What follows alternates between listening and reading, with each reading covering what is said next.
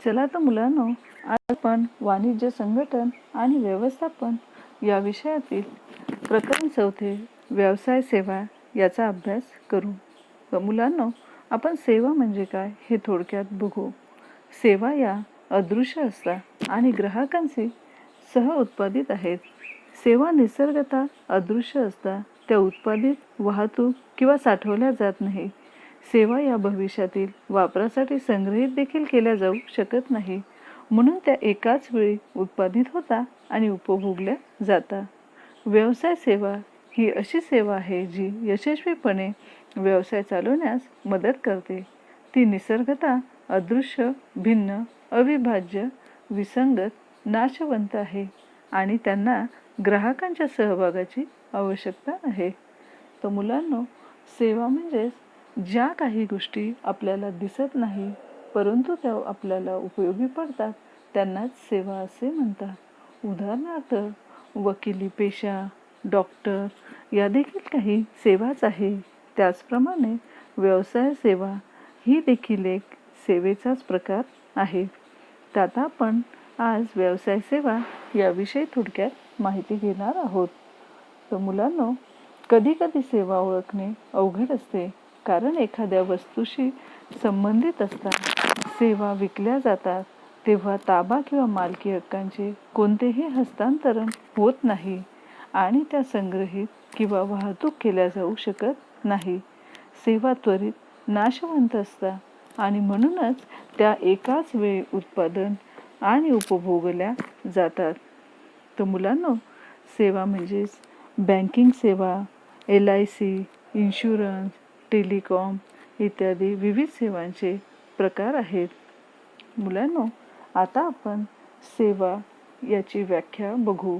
तर Philip Kotler यांनी केलेली व्याख्या पुढील प्रमाणे: सेवा ही अशी कार्यक्षमता असते जी एक पक्ष दुसऱ्याला देऊ शकतो, जी मूलतः अदृश्य असते आणि परिणामी कोणत्याही गोष्टीची मालकीची नसते.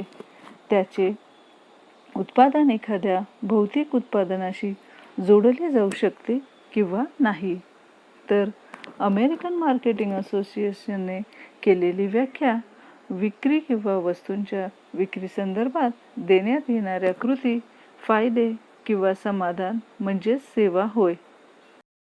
चला तर मुलांनो, आता आपण सेवांची काही वैशिष्ट्ये बघू. 1. अमूर्त सेवा ही भौतिक उत्पादन नाही जी स्पर्श केली किंवा पाहिली जाऊ शकते. खरेदीदार किंवा प्राप्तकर्त्याद्वारे सेवा अनुभवली जाऊ शकते.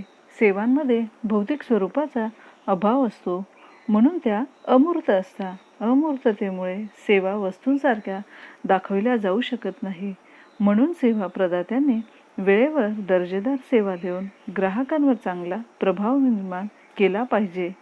2. अविभाज्य सेवांचे वैशिष्ट्य म्हणजे सेवा आणि सेवा प्रदाता विभक्त करणे शक्य नाही.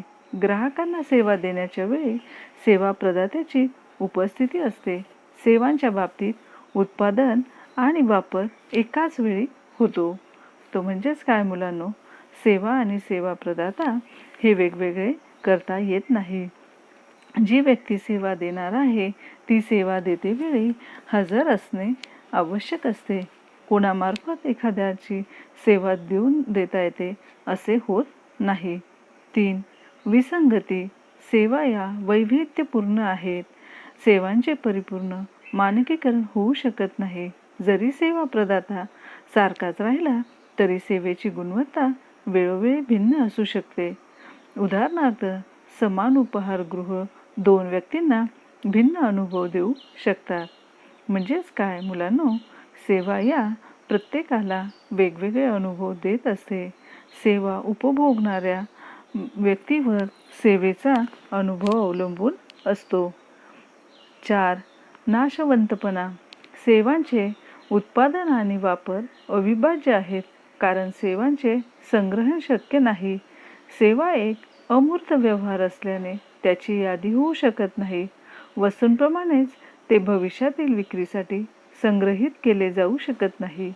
उदाहरणार्थ, विमान कंपनी फेरीतील विमानाच्या रिक्त जागांचा वापर, सकाळच्या वेळी असलेल्या जागांचा वापर त्याच विमानाच्या दुपारच्या फेरीमध्ये करू शकत नाही. 5. अहस्तांतरणीय वस्तूंसारख्या सेवा हस्तांतरणीय नसतात. सेवांची मालकी सेवा प्रदात्याकडून ग्राहकाकडे हस्तांतरित केली जाऊ शकत नाही.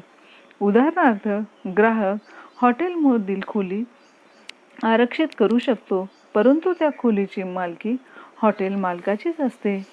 तर सेवा या पूर्णपणे देऊन देता येत नाही, त्या अहस्तांतरणीय असतात. 6. ग्राहकांचा सहभाग सेवांसाठी ग्राहकांचा सहभाग तितकाच महत्त्वाचा आहे. ग्राहकांच्या सहभागाशिवाय सेवा दिल्या जाऊ शकत नाही. ग्राहकांच्या उपस्थितीशिवाय प्रदाता सेवा देऊ शकत नाही. तसेच ग्राहकाला प्रदात्याशिवाय सेवा प्राप्त करता येत नाही. तर मुलांनो, अशा प्रकारे सेवांचे विविध वैशिष्ट्ये आहेत. आता आपण व्यवसाय सेवा काय ते बघू. व्यवसाय वेगवेगळ्या पद्धतीने चालविला जाऊ शकत नाही. त्यासाठी व्यवसायात वेगाने वाढण्यास मदत करणारे काही घटक क्रिया आवश्यक आहे. व्यवसाय सेवा अशा सेवा आहे ज्या व्यवसाय वाढण्यास आणि व्यवसाय अखंडपणे चालवण्यास मदत करतात. व्यवसाय सेवांचे प्रकार. काही महत्त्वपूर्ण सेवा या व्यवसाय सेवेमध्ये असतात. 1. बँकिंग. 2. संचार. 3. परिवहन. 4. विमा. 5. गोदाम. अशा विविध व्यवसाय सेवा आहेत. मुलांनो, आता आपण बँकिंग या सेवेचा थोडक्यात अभ्यास करू. बँक हा शब्द बँको या फ्रेंच शब्दापासून आला आहे, ज्याचा अर्थ खंडपीठ आहे. पूर्वीच्या काळी सावकार कर्ज देण्याच्या किंवा देवाणघेवाण करण्याच्या उद्देशाने वेगवेगळ्या चलनांची मोठा ढीग किंवा बेंचमध्ये किंवा टेबलमध्ये प्रदर्शित करायचे. त्यावरूनच बँकिंग ही संकल्पना पुढे अस्तित्वात आली. तर मुलांनो, बँक ही एक आर्थिक संस्था आहे जी ठेवी आणि इतर संबंधित सेवांचा व्यवहार करते. बँक पैशांशी किंवा ग्राहकांच्या आर्थिक आवश्यकतांशी संबंधित विविध सेवा प्रदान करते. भारतीय बँकिंग नियमन कायदा 1949 नुसार बँकिंग कंपनी म्हणजे कोणतीही कंपनी जी भारतातील बँकिंगच्या व्यवसायाचा व्यवहार करते. बँकिंगची व्याख्या कर्ज देणे किंवा गुंतवणुकीच्या उद्देशाने स्वीकारणे, लोकांकडून पैसे जमा करणे, मागणीवर किंवा अन्यथा परतफेड करणे आणि धनादेश, मसुदा आणि ऑर्डरप्रमाणे किंवा अन्यथा पैसे काढण्यायोग्य असे परिभाषित केले आहे. मुलांनो, बँकांचे विविध प्रकार पडतात. आता आपण ते थोडक्यात बघू. बँकांचे प्रकार. मध्यवर्ती बँक, व्यावसायिक बँक, सहकारी बँक, विकास बँक, विनिमय बँक, प्रादेशिक ग्रामीण बँक, बचत बँक, गुंतवणूक बँक, विशेष बँक. आता आपण या बँकांचा थोडक्यात अभ्यास करू.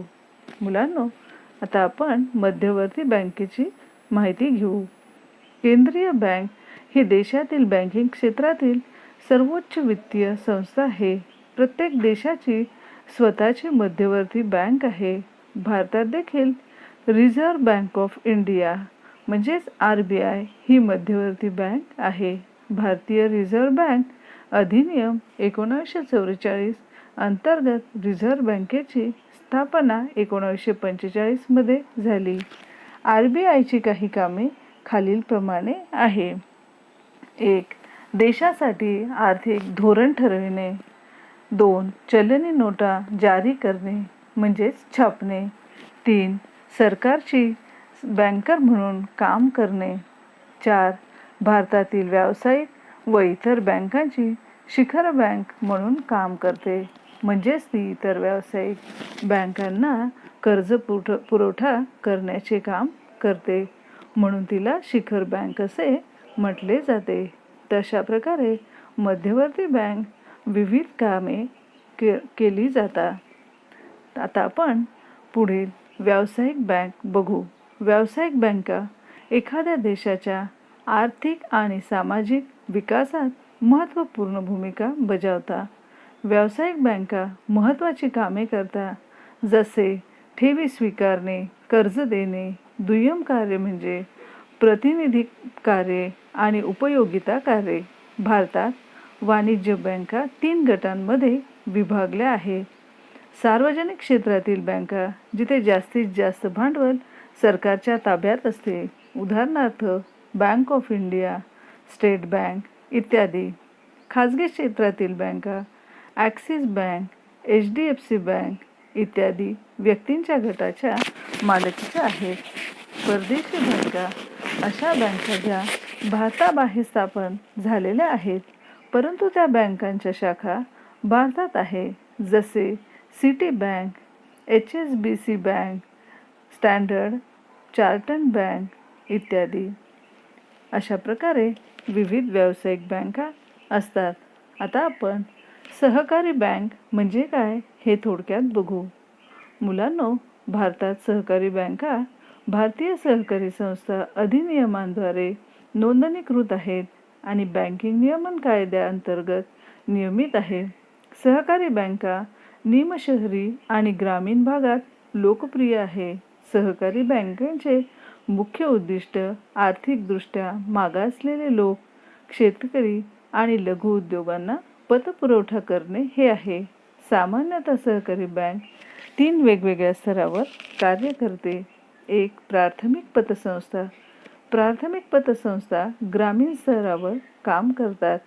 त्या सदस्य आणि सामान्य लोकांकडून ठेवी गोळा करतात. त्यांना कर्ज देण्याच्या उद्देशाने राज्य सहकारी बँक आणि जिल्हा सहकारी बँकांकडून निधी मिळतो. 2.